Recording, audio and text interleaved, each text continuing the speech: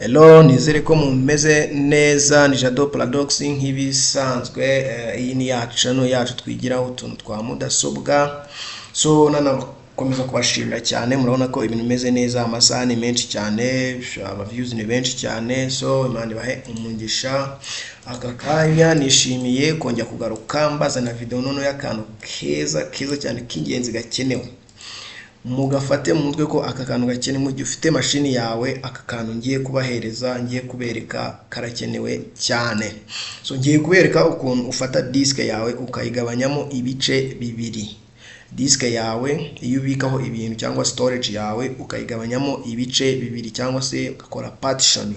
So ushobora kubaza ngo nihe mpamvu dushobora gufata disk tukayicamo ibice bibiri. So impamvu nayo iya mbere, disk cyangwa se storage ya mashini yawe, icyambere urabanza ukayishyiraho operating system cyangwa mashini yose aho ikagera kugira ngo ikore ibifite operating system. Izi za Windows, za Mac OS cyangwa se za Linux, izo ni operating system. So disk rero iriho operating system cyangwa se izi za Windows ni iki? Umwanya uriho operating system biba ngombwa ko iyo crashinze cyangwa se igize ikibazo Windows ugiye kuyiforomata ibintu byawe byose most of the time cyangwa se igihe kinini urabibura, bita bigenda. Nimba ari ibintu wasizeho nyine biri kuri disk iriho na window, birajyana na mashini. Nimba ufite document zawe, nimba ufite amasomo yawe, nimba ufite video zawe, nimba ufite ibintu projet yawe, mashini karamuka igize ikibazo gaclashinga cyangwa disk gaclashinga, bikaba ngombwa ko turi buyiforomate tugashyiramo indi window, bita bijyanana. So impamvu rero tuyigabanyamo kabiri nuko dufata umwanya umwe wa disk, kanze mbibereke muri yanjye, dufata umwanya umwe wa disk. Izindi disk zanjye mfite disk imwe ariko nayigabanyijemo kabiri, murabibona. So nk'iyi ngiyi ya mbere ni disk iriho operating system cyangwa se Windows. Noneho iya kabiri ni imwe, zose izi zose ni imwe nagabanyijemo kabiri. Noneho iyi ngiyi ya kabiri ukayibikaho document zawe, ukayibikaho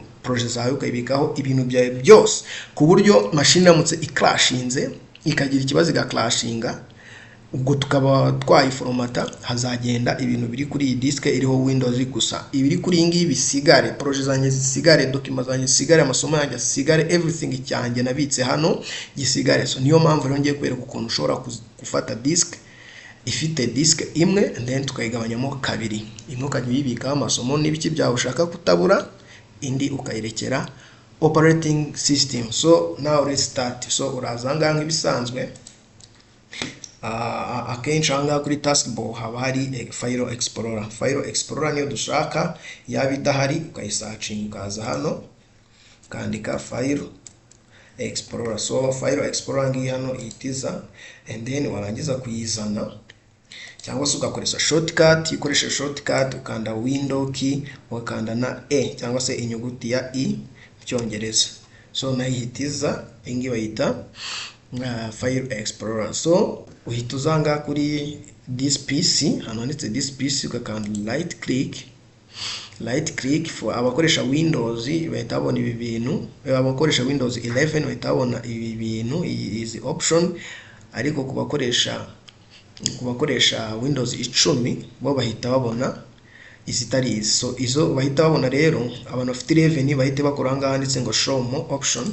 So yishyizeho kuri show more option uhita ubona izi option zindi. Izi option rero abafite Windows 10 bahita bazibona direct batiri bakanda kuri show more. So uhita ujya hano kuri manage, wakanda kuri manage ugategerezaho gatoya, direct bahita bakuzanira ino Windows ya computer management. So computer management uraza ngaha, ushaka ngaha kuri storage ujye kuri disk management. Nurangiza kujya kuri disk management urahita ubona disk zawe zose ziri kuri machine. So like iyi disk yanjye ni imwe, kuko uyu ni umurongo umwe, urabona ko ifite partition ebyiri, iyi ni iya mbere, iyi ni iya kabiri. So impamvu hari kuzaho kano kantu n'aka ngaka nuko buri partition uba ufite ibigomba kuba ufite n'akandi ku ruhande ka health yayo, cyangwa se akantu kabikaho nk'amakashe cyangwa se ibindi bintu akavuze ngo aka gafite aka, then n'ingiyi nayo ifite aka ngaka, bari nka safe storage ya buri partitions, ariko iyi yose ni disk imwe twagabanyijemo ibice bibiri. So ndamutse nshyizeho nk'indi like wenda nshyizeho nk'indi, reka nshyireho indi cyangwa se indi flash, urebe ukuntu ihita igaragara yo ihita ijya munsi yaho. Kandi nshyireho flash urahita uyibona like, urabona ko nyishyizeho.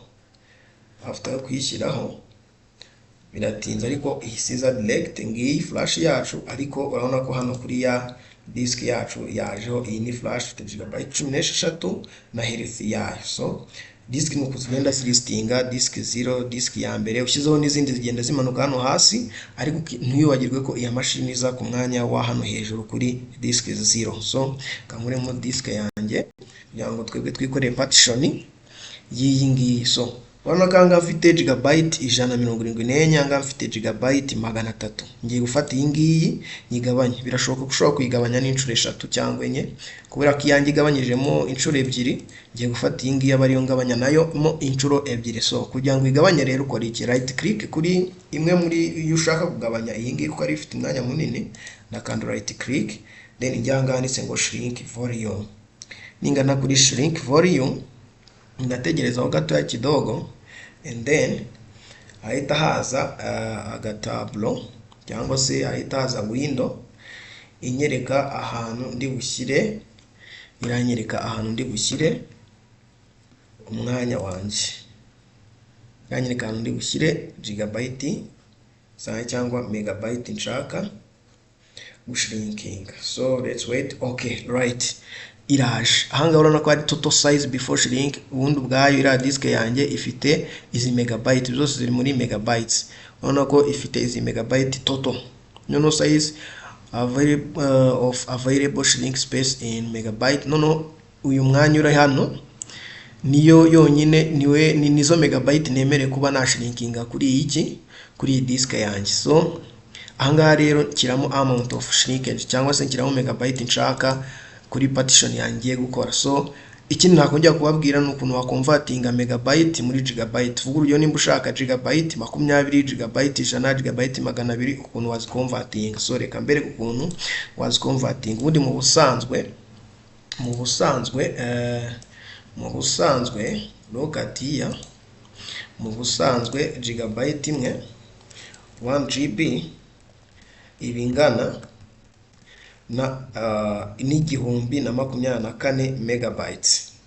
Ubundi gigabyte nuko nguko ingana. So ubwo rero bitewe na giga ushaka ni uhita ubona megabyte ushaka. Tuvuga urugero nshaka gigabyte 100. So gigabyte 100 urabona ko zahita zingana na 120, I mean 1024, ahita nkubijana 00 megabyte. Izi ngizi nizo ziguhereza gigabyte 100. So tuvuga urugero niba ushaka gushrinkinga 200, urafata desa GB, urabona ko zahita zingana na 204800 megabyte. So ngiye rero ndashaka gukonvertinga, ndashaka gushrinkinga gigabyte 20. Gigabyte 20, urumva 20 GB zahita zingana na 20 times igihumbi na 24 megabyte. Ubona ko ibi ngibi bizahita bigira ute, bizahita bingana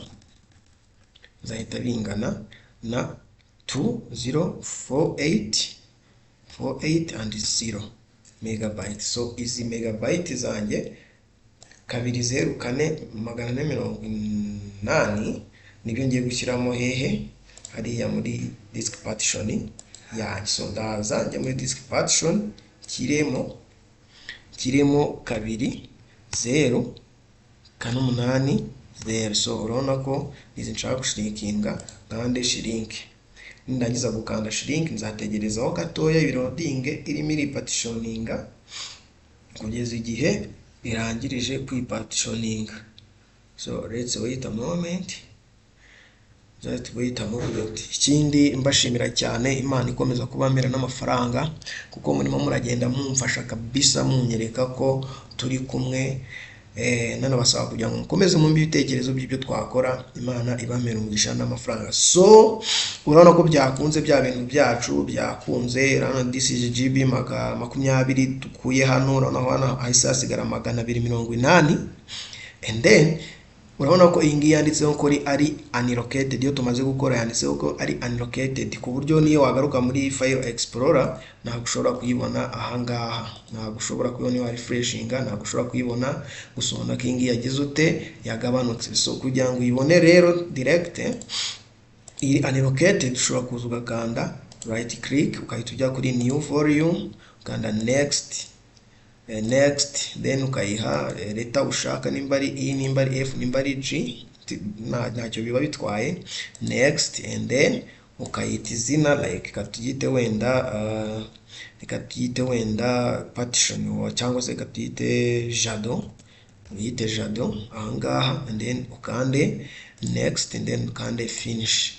So once you can and finish, ubona ko noneho ihita kugira ute, ihita inakufungukira hano ikakubwira kuri empty. So kuburyo ushobora gusubira hano ukabona nayo yagize ute, yabaye created. Urabona ko noneho ifite health, ifite basic, partition, byose irabifite. So ahangaha rero igiye muri ya explorer yawe gutya uhita uyibona, dore ngiyi yaje yabaye. So ufite uburenganzira bwo kubikaho ibintu byawe, ufite uburenganzira bwo kubikaho ibintu byawe ushaka. So akandi kantu nabereka ahangaha rero, akandi kantu nabereka ahangaha ni igihe noneho uyifite cyangwa se zabaye nyinshi, cyangwa ushaka kongera umwanya w'izi ngizi kandi iyi ngiyi ifite nta kintu kuyikoraho. Nk'ubu ngubu nshaka gufata izi ngizi maze gushrinkinga, nkongera nkaziteranya hahandi nari mzivanye. So ndongera ngaruke muri ya nuze yanjye hano, ndaca muri za process twaciyemo, nibone gutya, nindangiza nyifate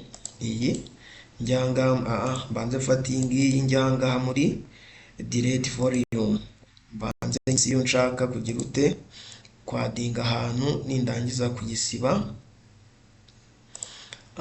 Okay, nindangiza kuyisiba yongera igaruke ngo unallocated, bivuze ngo izi gigabyte zigomba kujya, izi megabyte ntabwo zizakoreshwa kuko ziri unallocated. So ndashaka kuzongera hano rero, ndashaka kuzongera no cyangwa se nkazongera ahangaha. So reka nzongera ahangaha nari nzivanye kugira ngo urebe ukuntu bikorwa. So kanda right click nk'ibisanzwe, uhita uzanganditse ngo extend volume. So once you click on extend volume, akanda next finish, then urabona ko za gigabyte 20 zivuyeho zongeye zigasubira ahangaha zikaba 300. So nuza ahangaha nuza muri file explorer yacu, urabona ko zavuyeho, zagarutseho za 299. Already ntago ziba nubwo ari 300, haba ari na za zindi nimba muzibuka za health ku ruhande zingana gigabyte imwe, rumva bita byuzura 300. So murakoze cyane, ciao. Nizere ko murakora subscribe hasi, and then mugakomeza mukanteza imbere, Imana igakomeza ikabamera ku mafaranga. So ni Jado Products nk'ibisanzwe, Imana ibamere amafaranga.